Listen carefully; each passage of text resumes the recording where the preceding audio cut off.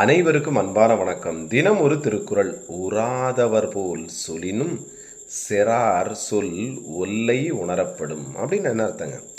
அதாவது அந்த தலைவி என்ன பண்ணுறாளாம், பார்க்கின்ற போது யாரோ போல பார்க்குறாளாம். என்னடா நேத்திக்கெல்லாம் பார்க்கும்போது ரொம்ப சந்தோஷமாக பார்த்தாலே, இன்னைக்கு பார்க்கும்போது என்ன பண்ணுறா, உறாதவர் போல, உறவில்லாதவர் போல, புதியவர் போல, அயலாறு போல, ஸ்ட்ரேஞ்சர் மாதிரி அவள் பார்க்குறா.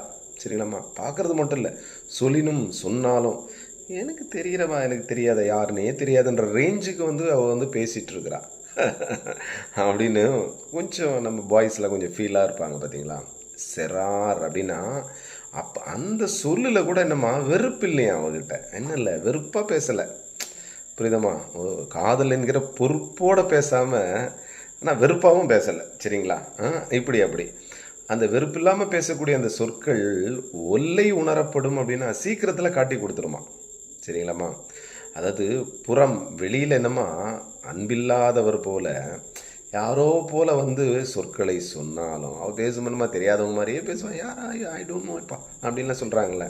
ஆனால் அகத்தே உள்ளுக்குள்ளே அவளுக்கு என்ன இருக்கா, எந்த பகை உணர்ச்சி இல்லை, அன்பு இருக்கிறது அப்படின்றத விரைவில் ஒல்லை உணரப்படும்னா சீக்கிரம் நீ தெரிஞ்சுப்பீங்க அப்படின்னு யார் சொல்கிறா? நம்ம வள்ளுவர் சொல்கிறாரு. சரிங்களா, நன்றி, வணக்கம்.